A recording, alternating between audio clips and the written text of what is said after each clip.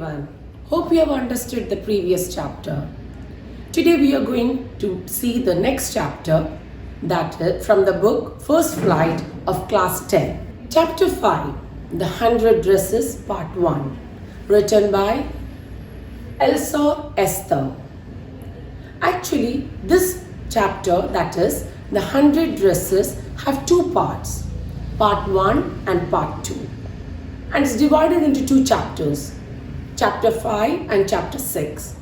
Chapter 5 is the 100 Dresses, Part 1.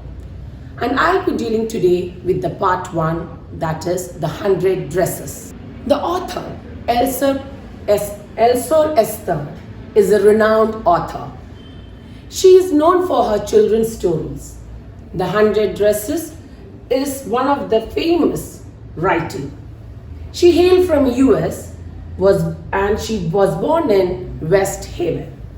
This story, The 100 Dresses, is based on the true experiences of the author. It is about a girl who is teased by her classmates because she belongs to a poor family. The girl, the main character of the story, Wanda Petronsky, becomes the center point of her friends' jokes because of her funny Polish name. Polish, a native to Poland. A native to Poland is called Polish. It's also known as Poles. Wanda is always quiet and wears the same faded blue dress to school every day. Wanda, she always boasts about her 100 dresses. Boast means exaggerating. The story is also about the realization which people from mainstream society are forced to make about other different people with similar potential and abilities. So now let's move on to the chapter. Now, before moving to the chapter, let me ask you, how do you judge people around us? Is it by their money, or by their wealth, or by their possessions, or from their appearance? Or is there something else which has more enduring value to look in a person? What do you mean by enduring? Enduring means long lasting. Now, this story is a sensitive account of how a poor young girl is judged by her classmates. Judged means assessed, evaluated. Wanda Petronsky. Who is Wanda Petronsky? Yes, the main character of the story is a young Polish girl who goes to school with other American children in an American town. So in the school there are other children who are actually belonging to American origin. These other children, who are these other children? The one who are of the origin from America itself. These other children see Wanda as different in many ways. So they find something different in Wanda. She is considered as something very unique. Why? We will see in the chapter. And let's see how this girl is treated by these American girls. Now, before moving to the chapter, let me just explain it to you or just give an information to you about the Polish American community in the United States. The first Polish immigrants arrived in America in 1608, but the largest wave of Polish immigration occurred in the early 20th century, when more than 1 million Poles migrated to the United States. Now, the first Polish immigrants, Polish I told you, the native to Poland. Immigrants, the people leaving their own country and settling down in a foreign country. Those people are known as immigrants. Arrived in America in 1608. Even though they started immigrating in the year 1608, but a largest wave of Polish, largest means a large crowd could be seen immigrating to US when in the early 20th century.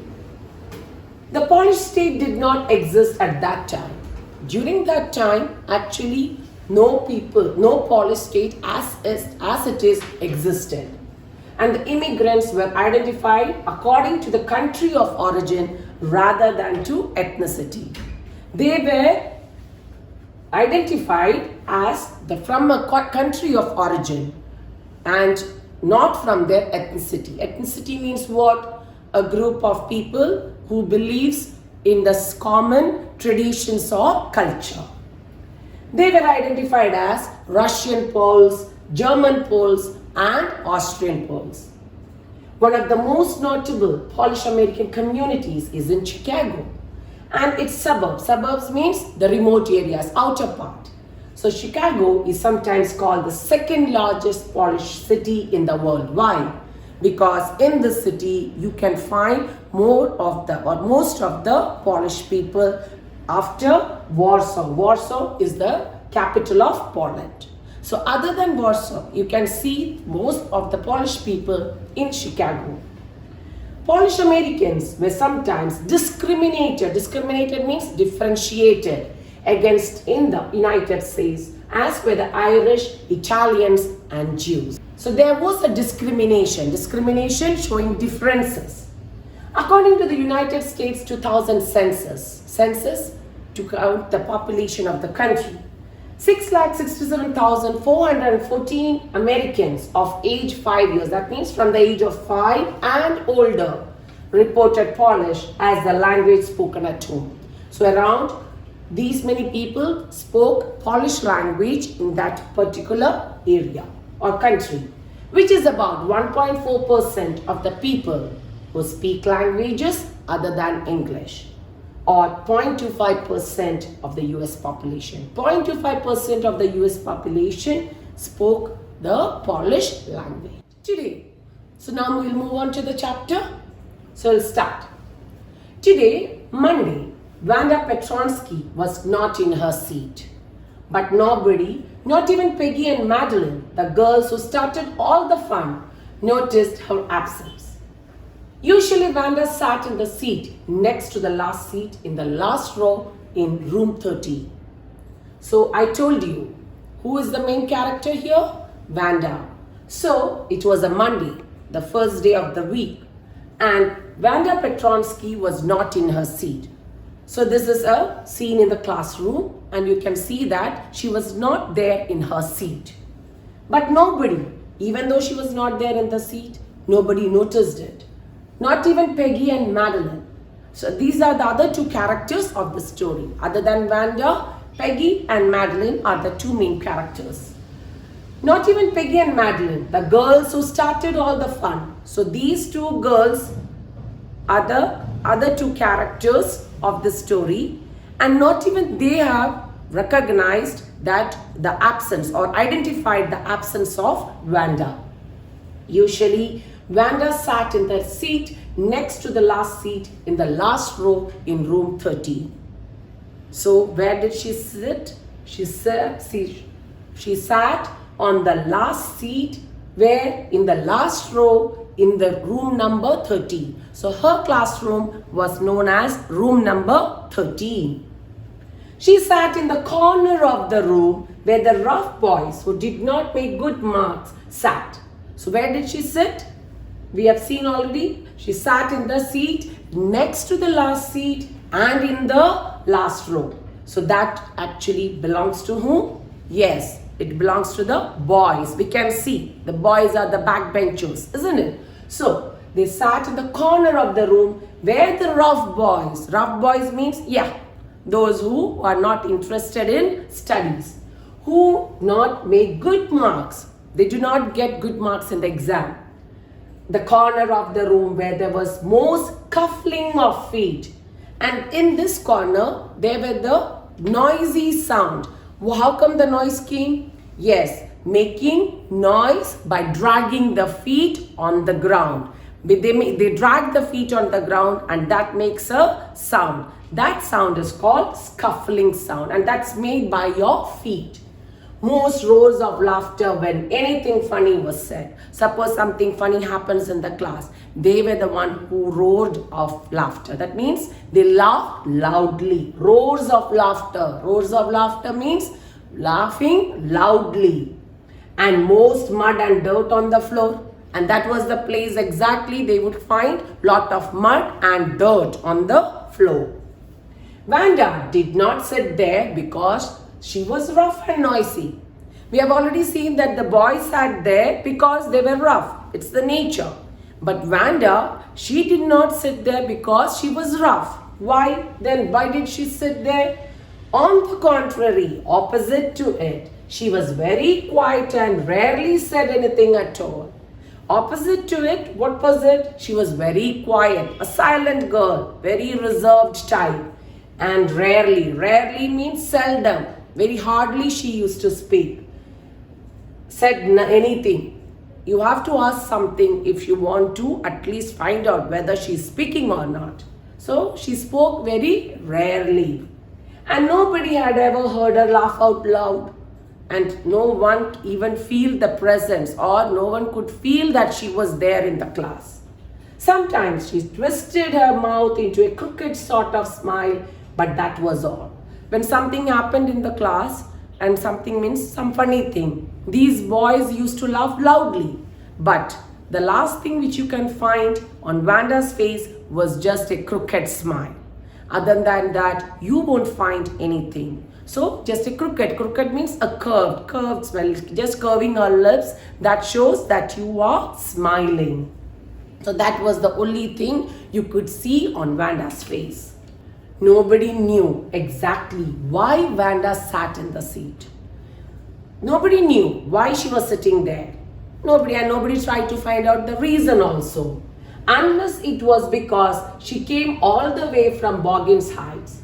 So the only reason which could be told that why she sat over there was she came all the way from she came from where? Boggins Heights. And Boggins Heights is a residential area where poor people lived. So maybe because of that, she came from a residential area where poor people lived. So she might be having some complex. So maybe because of that, a reason that she sat over there. And her feet were usually caked with dry mud. Her feet were usually caked. Caked means covered. So you know that a poor living area, it might not be having concrete roads or concreted areas. So a lot of mud would be there. So she used to come from that area to the school by walking. So when she comes to school by walking, you know, when you come in the mud, the shoes will be covered with mud. So that's what she was coming from the area. The area from where she came was covered with mud. But no one really thought much about Vanda Petronsky once she sat in the corner of the room. So once she came into the class and she sat in her seat, no one bothered about what was happening over there, or why if she was sitting there, or who was she. Nobody bothered to find out. The time when they thought about Vanda was outside of school hours. They thought, these children thought of her when? Outside of school hours. That means after the school time. Outside of school hours means after the school time, or not during the class time. At noon time when they were coming back to school. So they might be having different shifts. So sometimes the shift might be from noon till evening, or maybe it depends upon. Sometimes they have to come to the school in the afternoon, and sometimes they comes in the morning and go back by noon. So at noon time when they were coming back to school, or in the morning early before school began. So whatever it is, any shift, but they remembered Vanda only after the school hours. When groups of 2 or 3 or even more would be talking and laughing on their way to the schoolyard, you just remember how you come to school. When you meet your friends on the way, you join them together and you walk to school, isn't it? So same thing, they also used to walk in groups of 2 or 3, even more. They come in groups to the school, would be talking and laughing. They will talk and laugh and enjoy and have fun and move to the school on their way to the schoolyard. Schoolyard, the area or the particular campus. Then sometimes they waited for Vanda to have fun with her. And while walking, they might see Vanda and They will wait there so that Vanda will come to the school. The next day, Tuesday, Vanda was not in the school. So this was the case of Monday. Next day, it was Tuesday. And on Tuesday also, she was not in the school. And nobody noticed her absence again. And nobody bothered, and nobody found that she was absent in the class. But on Wednesday, Peggy and Maddie, who sat down front with other children who got good marks and who didn't track in a whole lot of mud, did notice that Vanda wasn't there. Now on the third day, Peggy and Maddie. Who are Peggy and Maddie? Yes, they are the other characters other than Vanda. So they noticed her absence. Why? We will see. Because we have already seen in the first paragraph that Peggy and Maddie were the one who started all the fun. Now what was that fun? We will see ahead after moving into the chapter. Okay, so Peggy and Maddie, they are the main characters as I have told you, who sat down front with other children who got good marks. So Peggy and Maddie, they are not sitting on the back seat. Instead, they were sitting on the front row. Usually, we consider the children who are students sitting in the first row are the one who are bookworms or studious. So, and these children, these two also got good marks and who didn't track in a whole lot of mud. Didn't track. Track means walk. Here, track means walk in a whole lot of mud. So it shows that they didn't live in an area where it was covered with mud. Why it is suggested? Because we have already seen that Vanda came from Boggin Heights, and Boggin Heights is a residential area or an area where the poor people lived. So it shows that Peggy and Maddie was not belonging to that particular area. Peggy was the most popular girl in the school. So she was the most popular girl, very famous. Popular means very famous. She was pretty. She had many pretty clothes and her hair was curly. So that was her recognition, a trademark. What? Curly hair. She had lot of pretty clothes. Now, Maddie was her closest friend. So Maddie was her closest friend. Whose closest friend? Yes, Peggy's closest friend. The reason Peggy and Maddie noticed Vanda's absence was because Vanda had made them late to school. So now, why they noted the absence of Vanda? Because due to Vanda, they were late to school. Why? Because they were waiting for Vanda to come. They had waited for Vanda to have some fun with her. We have already seen that while Vanda comes on the way to school, they used to make fun. So Peggy and Maddie used to wait there. And the same way, that day also they waited. But did Vanda come? No. And so what happened to Peggy and Maddie? They were late to school. And she just hadn't come. So was they successful? No. Why? Because Vanda didn't come that day also. They often waited for Vanda Petronsky to have fun with her. So now the question is, why did they wait for Vanda? Because they used to make fun of her, fun of Vanda. So they waited there outside the school premises, and when Vanda comes, they used to make fun of Vanda. Now moving on to the next paragraph. Vanda Petronsky, so that was the name. So now the character Vanda is coming to the story. So Vanda Petronsky, doesn't it sound a little bit awkward? The initial Petronsky, yes, that name itself created problem to her, and that made her something unique about her, extraordinary about her. Most of the children in room 13 didn't have names like that. So Vanda Petronsky, she was also in room number 13. And in that room number 13, there were no other students which had such unique names. They had names easy to say. What? like Thomas, Smith, or Alan. There was one boy named Bounce, Willie Bounce, and people thought that was funny. See, we know how we used to face problem in our class, isn't it?